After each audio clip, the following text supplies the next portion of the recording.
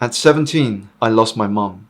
And in that moment, everything I thought I knew about life shattered. I went from a kid who thought he had all the time in the world to someone who understood that time is the one thing we can never get back. That loss taught me how fragile life is and that our future is never guaranteed. It woke me up from living life on autopilot and challenged me to stop just existing and to start truly living. Today, I'm the best-selling author of Energize. I've had the privilege of coaching everyone from burned out executives to high performers who feel stuck despite their success. I've spoken on stages around the world about energy, leadership, and living life with purpose and intention. But none of this happened because I was more talented than those around me. It happened because I learned how to change my life faster than those around me. And in this video, I'm going to walk you through a framework that's helped thousands of people break free from lives they settled for and step into the lives they were meant to live. A framework that will allow you to change your life so fast, it's almost unfair. So if you've ever looked at your life and thought something has to change, but you didn't know how or where to start, this video is for you. But first, you need to understand why 99% of people fail when it comes to changing their lives. They fail because they mistakenly believe that change requires massive action. They think I need to transform everything. I need to wake up at 5 a.m., meditate for an hour, work out, read, journal, overhaul my career, and fix my relationships all at once. Truth is, your brain wasn't designed for that kind of overwhelm. Neurologically, your brain is wired to resist change because change signals danger. For thousands of years, humans survived by following patterns. The familiar kept us safe while the unfamiliar could kill us. So when you try to change everything at once, your amygdala, the part of your brain responsible for fear, goes into overdrive. It floods your system with stress hormones and whispers, "This is too much. Go back to what's comfortable." And so you do. You quit the gym after 2 weeks. You stop meditating. You fall back into old patterns. Not because you're weak, but because you're working against your biology. The second reason people fail is they rely on motivation. But motivation is an emotion, and emotions are temporary. You feel motivated on Monday morning. By Thursday afternoon, when life throws setbacks and challenges your way, that motivation is nowhere to be seen. This is why willpower fails. In fact, research shows that willpower is a finite resource. Like a muscle, it gets depleted with use. And the third reason is that people confuse interest with commitment. Interest says, I like to change. Commitment says, I would change no matter what. Interest means you'll show up only when it's convenient. Commitment means you'll show up even when it's not. So if change has always felt impossible to you, then that's what we're going to fix right now with what I call the 3D framework. Decide, design, do. 3 steps that have helped CEOs reclaim their energy, creatives break through paralysis, and people who felt stuck for years finally move forward with purpose. To stop just existing and start truly living. And if you want to download a free copy of this framework for reference, comment 3D and I'll share the link with you. Step 1. Decide. In 1519, Spanish conquistador Hernan Cortes made a bold decision. When his ships reached the shores of Mexico, he gave an order that would change history. Burn the ships. No retreat, no backup plan, only forwards onto victory. Now, I'm not suggesting you make reckless decisions here, but what Cortes understood is what neuroscience now confirms. The brain needs closure to commit. As long as you keep an escape hatch open, I'll try this, but if it doesn't work, I can always go back. You haven't decided. You're just interested. Real change begins with a decision.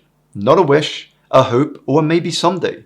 A decision. When you're indecisive, you can spend your entire life waiting to feel ready, falling into the tragic scenario of living as if you are never going to die, and then die having never truly lived. The Latin root of the word decide is decidere, which means to cut off. To decide is to eliminate alternatives. It's to say, this is who I'm committed to becoming. Everything else is no longer an option. Because if you don't make some sacrifices for what you want, then what you want becomes what you sacrifice. I see this all the time in my coaching. People would tell me, I want to be healthier. I want to build a business. I want to write a book. And I'll ask, have you decided? Because wanting and deciding are not the same thing. Many of us want a better life, but few of us have decided whether we're actually going to take the steps required to make it happen, starting from today. It's why ready isn't a feeling, but a decision. You don't wait to feel ready. You decide that you're ready. Comfort can be more seductive than the unknown. But if you want a life that truly lights you up, you must let go of your old life and choose courage. The courage to live a life true to yourself, to do something you've never done, and to become who you were meant to be. If wisdom is the echo of experience, and mastery is the echo of consistency, then confidence is the echo of courage. And when we make moves towards what we want makes moves towards us. One of my clients came to me burned out, overweight and stuck in a career that drained her. For years she had wanted change, but she hadn't decided. So I asked her one question: what would your life look like 1 year from now if you truly committed to your transformation? She described it in vivid detail: the energy, the confidence, and the freedom. Then I asked, and if nothing changes, what does your life look like in 5 years? Her face fell. That's when she decided, not because I motivated her, but because she finally saw the cost of not changing. Psychology calls this loss aversion, where we fear losses more intensely than we desire gains. So here's your first tool. Write 2 versions of your future. Version 1, what your life looks like if you change. And version 2, what your life looks like if you don't. Be honest and be as specific as you can. Because once you see the gap between where you are and where you could be, the decision becomes obvious. In fact, whatever you're not changing, you're choosing. So decide wisely. Step 2, design. In the 1990s, 2 researchers studied what they called bright spots, instances where people succeeded against the odds. They traveled to Vietnam where childhood malnutrition was a crisis. But they noticed something fascinating. In the poorest villages, some children were actually thriving. They had the same resources as everyone else, the same environment and the same challenges. So what was different? Their parents were doing small things differently. They were adding shrimp and sweet potato greens to their children's rice, foods that were free and accessible, but that other families weren't using. They were feeding their children 4 times a day instead of 2. Tiny changes, massive impact. And this is the power of design. Once you've decided to change, you need to design an environment around you that makes that change inevitable. Because here's what neuroscience tells us: environment beats willpower every single time. You want to make it easy to do the right thing and hard to do the wrong thing. Think about it. If you want to read more, but your phone is on your bedside table and your book is in the other room, which one do you think you'll pick up? If you want to eat healthier, but your kitchen is stocked with ultra-processed snacks, how long do you think your willpower will last? Your environment is constantly shaping your behavior. The question is, are you designing it?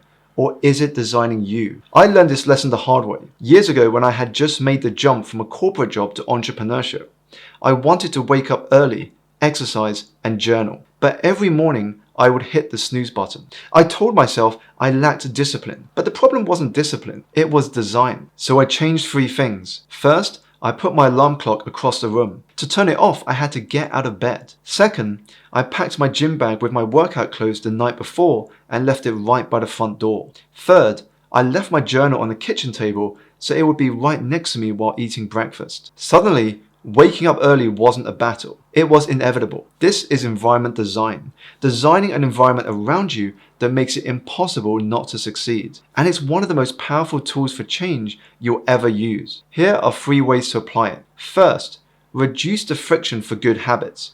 Want to go gym? Sleep in your workout clothes or sign up to a class with a friend. Want to eat better? Prep your meals on Sunday. Want to read more? Put a book on your pillow. Second, increase the friction for bad habits. Want to spend less time on your phone? Turn it off at the end of each day and keep it out of the bedroom. Want to stop binge watching Netflix? Unplug your TV after each use. Want to avoid junk food? Don't buy it. Third, design your social environment. Jim Rohn famously said, you are the average of the 5 people you spend the most time with. And research backs this up, showing that behavior spread through social networks like viruses. If your friends are healthy, you're more likely to be healthy. If your colleagues are ambitious, you're more likely to be ambitious. Your environment doesn't just influence you, it becomes you. And it's not just the people you spend most of your time with. It's also who you follow on social media, what you watch, what you listen to, and what you read. Truth is, no one gets to the top alone. Behind every success story is a web of unseen hands. People who opened doors, offered advice, and believed in you when you didn't believe in yourself. Every success is a mosaic of invisible contributions. A teacher who planted the first seed of possibility. A friend who made an introduction that changed everything. A stranger who gave you a chance when they didn't have to. We are shaped by the communities we're a part of, opportunities we're given, and generosity of others. So audit your life. Look at your physical space, your digital space, the people you spend time with, and ask yourself, is this environment helping me become who I want to be, or is it keeping me exactly where I am and limiting my potential? And keep this in mind, when you outgrow who you used to be, not everyone will cheer, because your growth confronts their decision not to. Growth doesn't just stretch your life, it shrinks your circle. Not everyone is meant to walk with you to the next level. You are not here to be understood by everyone. You are here to become someone you understand more deeply each day. Step 3. Do. In 1968, a young researcher at Stanford University conducted an experiment that would change our understanding of success. Walter Mischel placed a marshmallow in front of a child and gave them a choice. Eat it now or wait 15 minutes and get 2. Years later, they tracked those children down, and the ones who waited, they had higher SAT scores, better careers, and healthier relationships. It wasn't about intelligence, it was about delayed gratification, the ability to endure short-term discomfort for long-term gain. This is where most people quit. They decide, they design, but they don't do. Or worse, they do it for a week, see no results, and give up. The most important conversation you'll ever have is the one with yourself each day. Because that voice, the one no one else hears, shapes everything you do. It determines whether you give up or keep going, and whether you shrink or rise when faced with challenges and setbacks. You can speak to yourself in ways that drain your energy, or in ways that give you energy. You can be your own harshest critic, or your greatest source of encouragement. You can let fear narrate your story, or you can let faith do the talking. Here's a question to reflect on. If, in 12 months' time, you are exactly where you are now, how would you feel? Now imagine that if instead of avoiding the things you know you should do, you actually did them every day. You see, real change doesn't come from what you do once in a while. It comes from what you do consistently. It's not the workout you do on January 1st when you're motivated.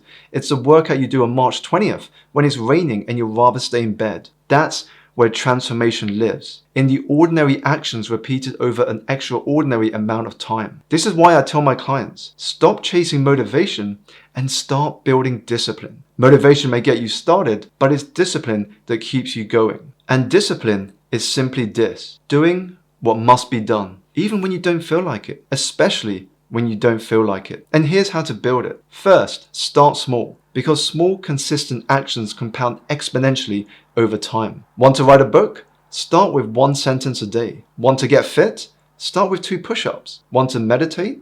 Start with 60 seconds focused on your breathing. The goal isn't the habit itself. It's proving to yourself that you're someone who shows up. Second, track your progress visually. Jerry Seinfeld famously used the don't break the chain method. Every day, he wrote a joke. He put an X on his calendar. His only goal? Don't break the chain. And it worked because we're visual creatures. Seeing progress pulls you forward. So get a calendar, mark off every day you show up, and watch the chain grow.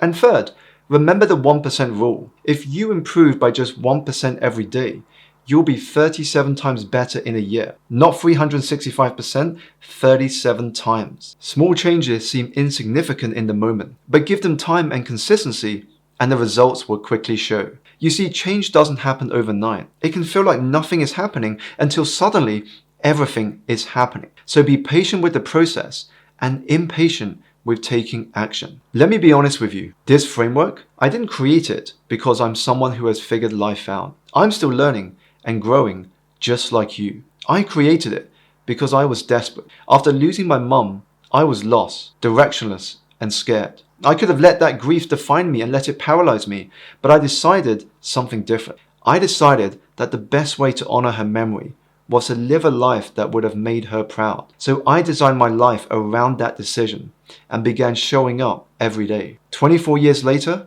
I can tell you this: the hardest times in your life equip you with the wisdom and insight required to create the best moments of your life. Your struggles are not wasted. They're preparing you for something greater, but only if you choose to change. My message to you today is this: do not let this year be just another year. If you want things to be different, you must do things differently. Because while enthusiasm is common, execution is rare. If you don't purposely carve time out each day to progress and improve, your time will vanish in the vacuum of our increasingly busy lives. We want more time, yet waste the time we already have. So let this be the year where you follow through with the things you've been telling yourself you would do. Because 1 year of living each day with laser-like focus and clear intention will completely change your life. The action you take today builds your experience. That experience builds your confidence, and that confidence builds momentum towards a more fulfilling life. You're stronger than you think. You're more capable than you believe, and you absolutely have what it takes to change your life. The question is, will you? Truth is, information doesn't change your life. It's what you do with it that does. At some point, you have to stop consuming and start creating. If this video resonated with you today, make sure to hit the subscribe button. Join my free weekly newsletter through the link in the description below, and let's grow together.